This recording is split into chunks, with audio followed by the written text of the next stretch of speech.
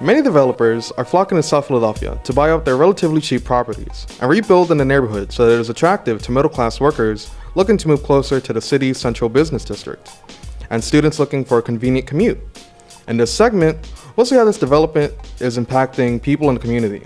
We'll first talk to young people at the Aquinas Center who have been doing walking tours around the Point Breeze area, and they share their experiences and observations about the changes in the neighborhood.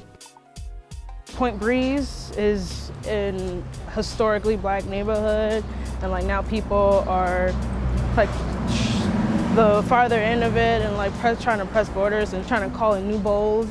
So it's basically a new renovated area. It used to be like, I think, just an empty space, and they built like new modern houses, but which is kind of weird because across from it is the old houses. Like one of my friends, he had to move because of the rent and stuff. We asked about newcomers in the neighborhood. I mean, I know like they come here because like they can afford it and everything, but it's like, I don't know, I guess I would want them to just appreciate the neighborhood and like all that it is and like all that it's supposed to be and was and all that stuff, and not just like come here and just try to change it almost immediately to what they want.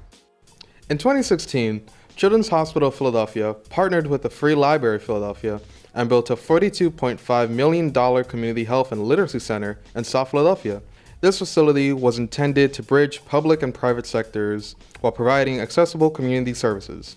However, some questions whether this development was actually meant for long-time residents of the community, since some conflict occurred when children from the neighborhood tried to access the playground. Remember you told me the first time the park was open, the gate was closed, right?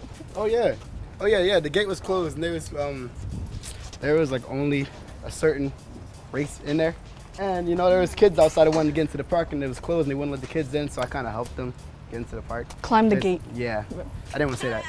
But I helped them climb the gate because it was only Caucasians in the park, so I didn't think it was right for only them to be in the park, so I helped the kids over the gate. They opened the gate for other kids to get in, and that's how it became a public park, I guess, because it wasn't public at first. I kind of do miss the way it was before, but then again, it's like, it's safer.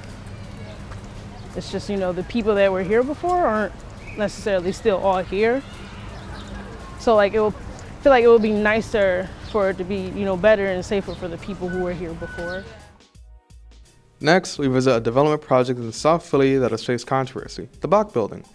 In 2013, Bok Vocational Schools closed due to budget cuts. 1 year later, the development company Scout purchased the building to transform it into commercial and nonprofit space. We speak to Community Outreach Coordinator Lily Goodspeed to learn more about this vision. What motivated Scout to turn Bok into work in commercial spaces? Well, from the beginning, that was our plan. The Bok has always been a place where people make things, a place where people learn things, and we wanted to bring it back. But ultimately, you also have to talk about viability and what works for a neighborhood. And for this neighborhood, they have more than enough housing. We are swimming in row houses, and really at the end of the day, what people are looking for is a place to move their businesses out of their row house basement. We wanted to bring in commercial space for small businesses, for nonprofits. It kind of made sense to bring it to a building that has this history of creativity. Hi, I'm Tiana and I'm here with Nicole, the first tenant at the Bok Building. What is your business actually about? Well, my clothing line's called Lobo Mau, which means big bad wolf in Portuguese. My dad's from Brazil. And my brother and I, actually my brother's behind us here, run the business, and we design clothing. Everything's like limited edition, small run, so it's like the opposite of like fast fashion, like H&M. What we do is make clothing that lasts and that you can wear for like years and years.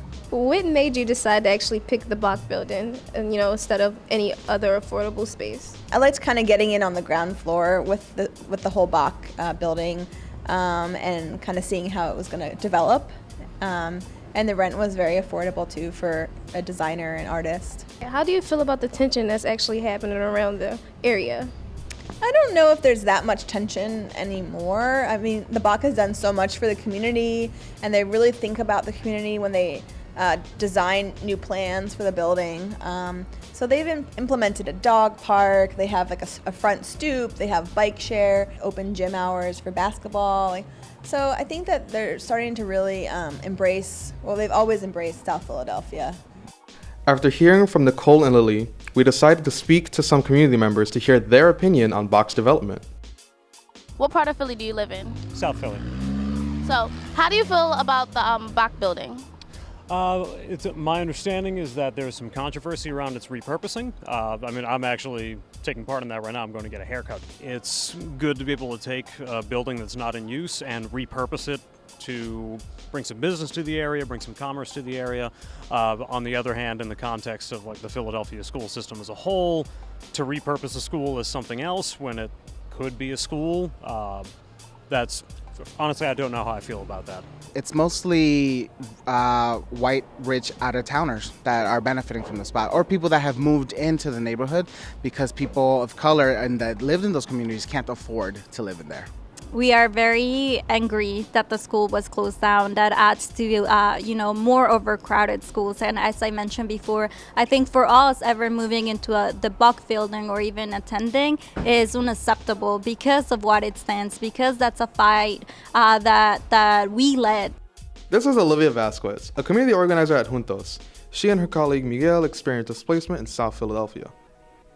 So for 2 years, we have been located in the same spot, 6th and Tasker, and recently there's been a lot of construction going on, and there was literally a wall built in the middle of our office, taking more than a half of the space. So what we've been told by the old landlord is that he wants to put up a coffee shop where the location was. I mean, I think there's more than enough coffee shops available and not enough community spaces, and I feel like that's something that is definitely needed, and it's something that is always sort of pushed to the side when it comes to development. Juntos has been around for almost 15 years. A lot of the work that we do is mainly on immigrants' rights, education rights, and especially our rights as human beings. To be pushed out of where you are, where you've built a community space is always really hard.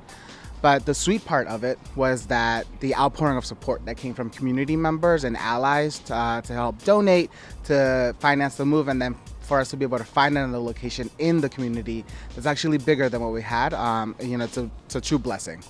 I think there's a lot of power and strength that comes from community organizing and when community raise their voices. With the outcry of community and community involvement, I think we need to make sure that we hold those developers accountable. The most vulnerable people are the ones that are constantly being pushed out. But I think that we're ready to fight back. I mean, we're here, we're still in the heart of our community. It happened very quickly, but I think that we're ready to fight back, to stay strong. As development in South Philadelphia spreads, developers like Scout make decisions around how to engage community as a whole.